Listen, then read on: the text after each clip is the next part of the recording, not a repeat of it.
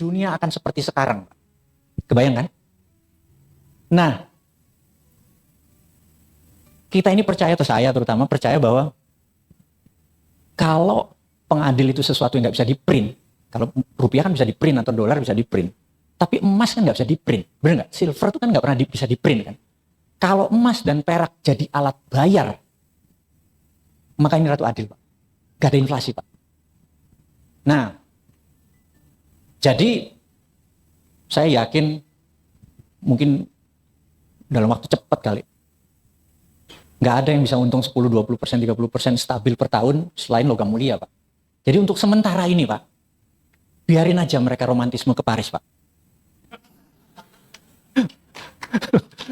Yang penting kita punya silver sama emas, Pak.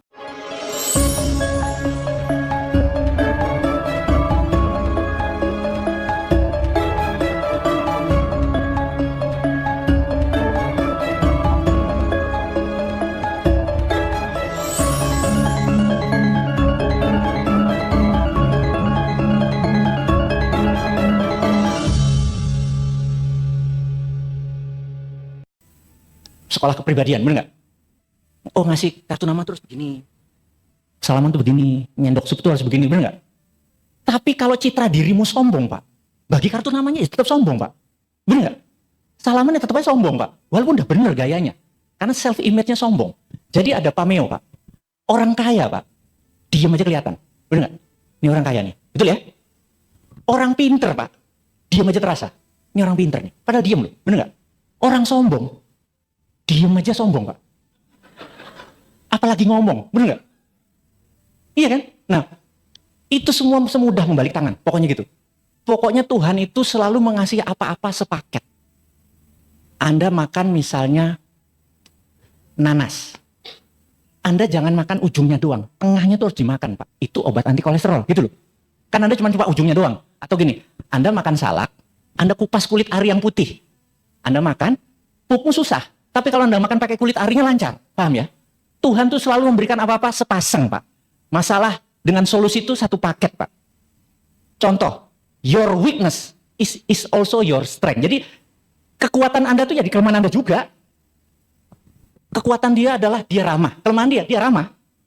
Kekuatan dia baik hati. Kelemahan dia baik hati. Nolong orang baik, nolong orang jahat juga dia tolong. Hilang lagi duitnya, bener nggak?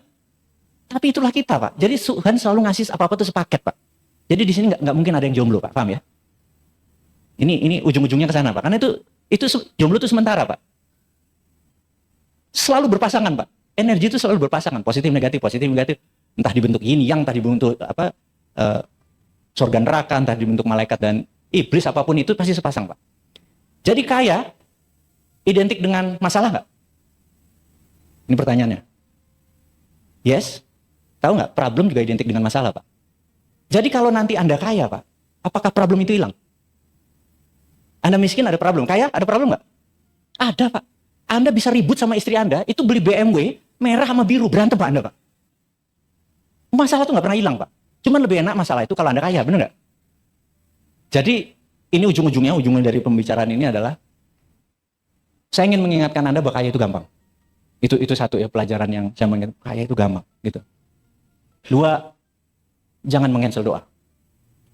Minta apa aja, jangan di-cancel. Itu. Terus, ada hal yang menarik yang bisa Anda praktekkan.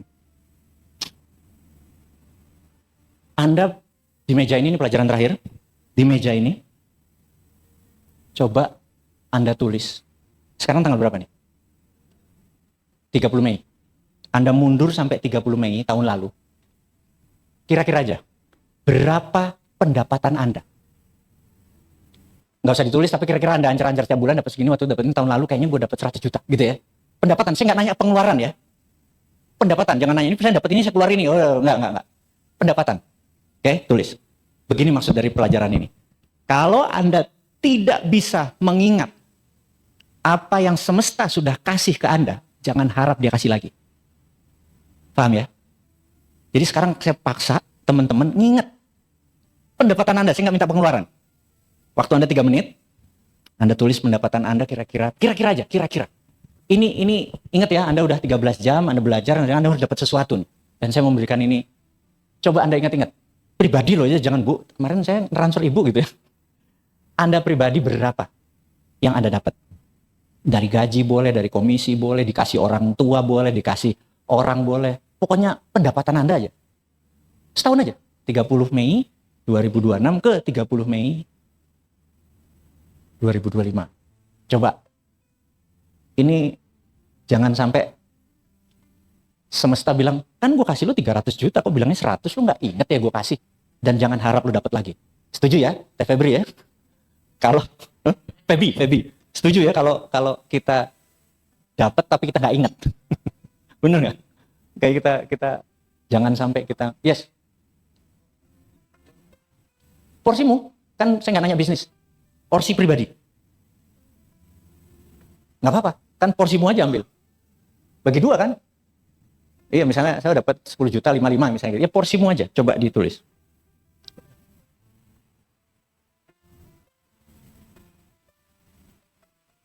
Udah kebayang? Ada yang udah? Angkat tangan. Yang lain masih belum? Coba diingat-ingat. Anda harus tahu loh itu. Ini nih pelajaran basic banget nih.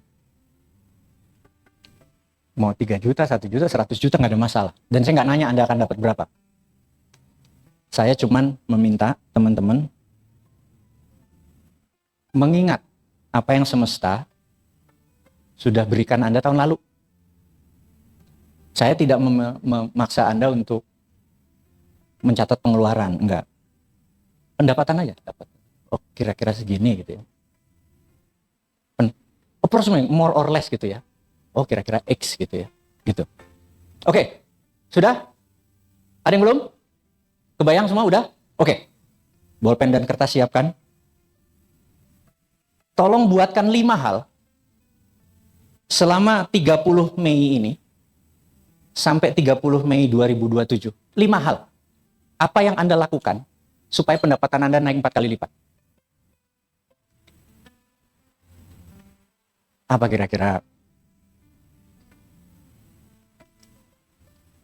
Kira-kira.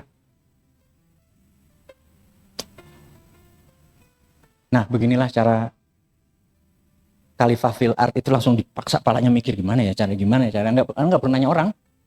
5 hal 4 kali lipat. Misalnya Anda dapat 200 juta tahun kemarin, gimana caranya jadi 800 juta tahun depan? Apa yang harus Anda lakukan? Ini namanya dalam ilmu aplikasi psikologi namanya projected imaginary. Anda akan memproject ini. Dan Anda jangan kaget kalau nanti itu dapat. Masalahnya kalau Anda nggak pernah project, nggak ada itu. Roadmap-nya. Jadi malaikat ini di atas nanya, di atas sana rezekimu sudah harus turun, infrastrukturmu apa? Sesederhana itu.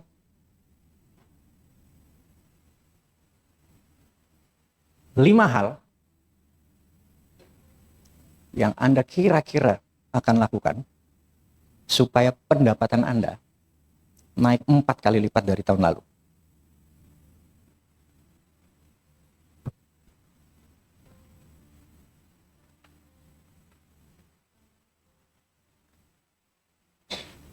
Udah 5? Keren. 5 hal. Gitu ya? 5 hal. Udah? Wah, masih 4. Oke, lanjut. Terus di HP Pak ya? Oh bener, cocok. Terus di forward ke istri? Cocok. Iya makanya. Oke. Oke, bagi mereka yang sudah ketemu 5 metode atau cara, coba tambah 5 lagi jadi 10. Lemes langsung. 10 apa ya? Gue mau ngapain ya? Bener nggak? Ingat loh, ada ribuan cara untuk kaya loh. Mosok 10 aja angel. Bener nggak? Ya inilah gunanya ngaji Roso bootcamp itu. Gak pakai pikir Pak. Begitu pakai mikir, lo limited Pak. Lo terbatas Pak. Tapi begitu lo pakai hati, karena Roso itu di hati Pak. Hati itu besar Pak. Allah aja masuk Pak. Setuju ya? Gue cuma nanya sama mentor-mentornya. 10 hal yang membuat income Anda tahun depan. Coba merenung, diskusi sama sebelahnya boleh. Apa yang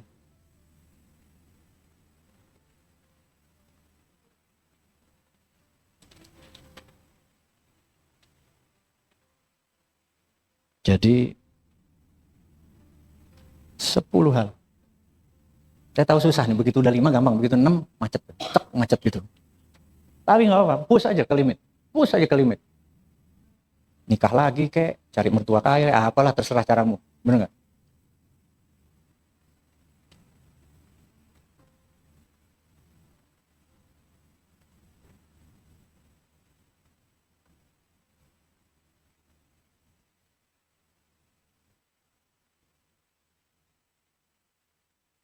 Sepuluh cara.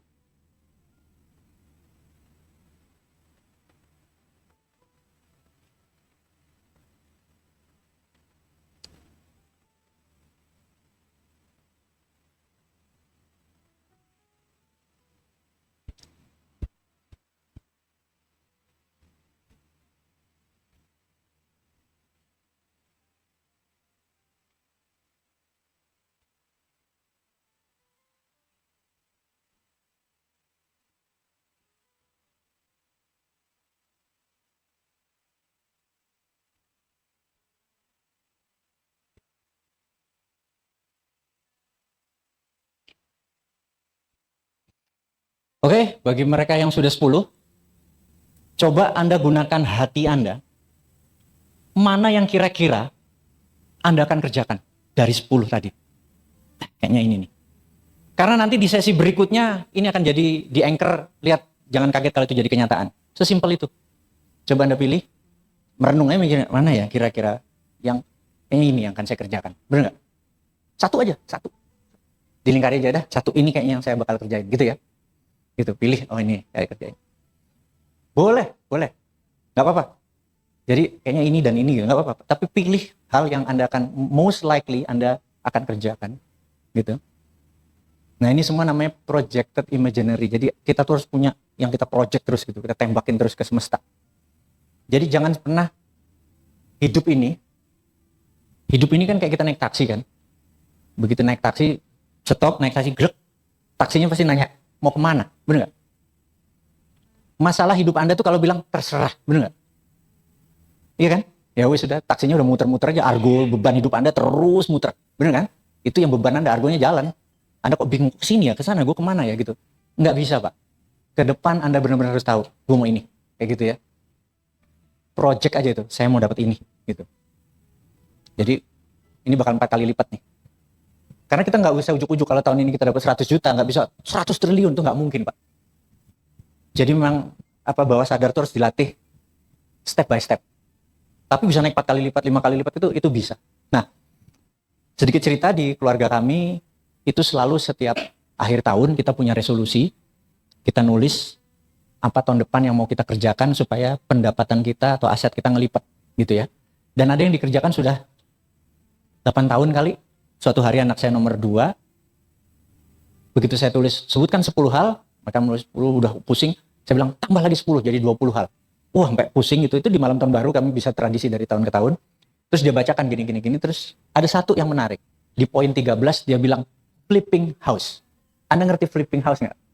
Flipping house itu gini, misalnya rumah di daerah Ambarukmo ini harganya 1 miliar. Kira-kiranya tipe ini, kira-kira atas 1 miliar. Karena ada satu rumah pecah waris 650 dilepas. Yang penting pecah waris cepat karena orang tua udah meninggal, gitu kan? Anda beli itu rumah, Anda dandani 200 jutaan kira-kira, terus Anda jual 2-3 tahun kemudian karena masa konstruksi segala macam, tahun kedua Anda jual 1,6, bener nggak? Atau 1,3 gitu ya. Itu flipping house. Dan tradisi flipping house itu kita lakukan sampai sekarang. Jadi setiap tahun kita nyari 1-2 rumah yang miring dan nggak usah itu jadi tradisi. Dan itu kita bebelah dengan adik-adiknya gitu. Saya punya keluarga arsitek, konstruktor semua gampang lah. Dan flipping house menjadi salah satu income di kami gitu ya. Dan kecil-kecil flipping house nggak harus ratusan miliaran, ada yang 300 juta, 200 juta. Pokoknya di bawah pasaran aja rumahnya, gitu kan? Nah, jadi ini sebentar lagi karena ada windfall di mana bunga akan naik. Terus beberapa hal pasti banyak perumahan-perumahan atau rumah aset-aset yang call 5. Bener nggak? Yang bakal dijual lelang murah. Sikat itu, bener nggak? Dan itu bisa jadi flipping house. Itu salah satu aja cara ya. Dan ngerjainnya gampang kok. Anda pasti nanti nggak ngerti, kita juga nggak ngerti tentang begituan. Cuman kesebut aja waktu itu flipping house-nya menarik nih. Flipping house gitu ya. Kebayang kan ininya? Nah jadi teman-teman itu gambaran sesi dengan Bosman. Dari sekarang sampai 20-30 menit ke depan adalah Q&A, question and answer. Anda tanya apapun, saya jawab. Anda bertanya apapun yang Anda tanya, mulai dari alien nggak boleh Anda tanya, benar nggak? Mau nanya apapun yang ada Anda pengen tahu, mau nanya Prabowo, Bapak 6 jam ketemu Prabowo ngobrolin apa? Gue buka, gitu ya. Mau nanya apapun kita jawab, terutama ya apa yang Anda pengen tanya. Pertanyaannya pasti nggak panjang-panjang dan saya jawabnya pasti pendek-pendek supaya semua rata, gitu ya. Monggo, ada pertanyaan? Oke, Mas, monggo. Mic runner, mana mic runner? Itu.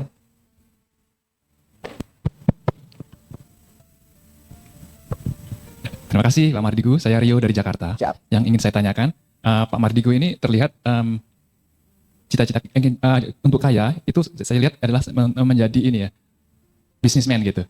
Nah, kalau selain bisnismen itu seperti apa ya Pak? Mungkin jadi investor atau seperti apa gitu? Ada yang lain nggak? Good. Terima kasih. Saya nggak pernah invest. Jadi, maksudnya invest duit ya. Saya nggak pernah invest duit. Tapi investnya di non duit saya ikut. Jadi kalau Bapak ada satu usaha yang pengen join dengan saya, selama non duit saya masuk. Jadi non duit itu apa? Karena banyak orang bilang bahwa untuk sukses itu gue perlu modal dan modal itu duit. Bener nggak? Nggak Pak. Anda butuh network Pak. Bener nggak? Yang mahal dari mitra itu sebenarnya networknya, bukan duitnya Pak. Jadi kemudahan itu dari jadi yang saya bisa deliver adalah network saya dan expertise saya. Cuman itu doang. Jadi saya tidak invest di duit dan itu dunia retail adalah passion saya saat ini. Jadi per hari ini mungkin ada 100 kali perusahaan retail saya. Miniumine aja ada berapa ya? 48 cabang. F&B itu 68, sisanya retail kayak gelang, jualan keris segala macam, banyak lah. Macam-macam. Jadi dan 40% dari bisnis retail itu adalah alumni dari MMBJ. Karena istilahnya saya khususkan spesifik sekali bersama mereka. Tapi sekali lagi invest nggak pernah duit. Saya kasih contoh ya. Bagi teman-teman di sini kalau ada pernah ke restoran Unagi Udang di Unagi Udang, itu tahun 2022 dua anak datang ke saya, Gilang sama Alvan. Dia bilang, Pak, ini ada resto kita akuisisi gimana? Berapa harganya? X gitu. Tawar sekian karena yang pemiliknya ingin fokus membangun tumpeng menore. Oh, jadi kesebut juga. Oke, tawar sekian. Ternyata setuju. Terus apa yang harus saya lakukan? Bapak bisa tulis 2 buku nggak? Dalam 1 bulan? Bisa, saya bilang itu. Saya tulis 2 buku. 1, How to Beat the Dollar. Yang 2 adalah Dasa Muka. Jadi kita itu harus punya 10 muka. Muka dengan istri, muka dengan pejabat, muka dengan keluarga, muka dengan penjahat. Kita punya postur tertentu, benar nggak? Jangan dengan istri kita kayak ngadepin preman, dengan preman kita rendah hati, benar nggak? Kita perlu dasa muka. Nah, buku itu saya tulis, kemudian dijual lewat e-book. Kebetulan kita punya 1.200 reseller. Jadi asal dia bayar seikhlasnya, kalau bayar 100.000, 50% buat resellernya, 50% buat kita. 1 bulan kekumpul. 1 bulan saya buat, 1 bulan 2 bulan kemudian kita akuisisi restoran itu udah jadi sekarang. Kayak gitu ya, contohnya. Jadi gak pakai duit Pak. Saya bisa pakai kepala saya untuk itu, gitu. Jadi itu contoh ya. Jadi kebayang Pak, saya karena duit di tempat kita begitu masuk di stop. The buck stop here. Uangnya duit, stop. Bisnis tapi rolling gitu ya. Nah, ada lagi yang mau tanya? Nggih, oh Mas. Ini cowok semua yang nanya. Cewek. Terima kasih, Ya. Pak. Oh, udah pegang. Oke. Ambil berdiri Pak, saya nggak kelihatan Pak. Wah, Ya. terima kasih Pak Bosman. Siap. Saya ini cinta Indonesia, Siap. tapi sering patah hati akhir-akhir ini. Oh, pejabatnya kan.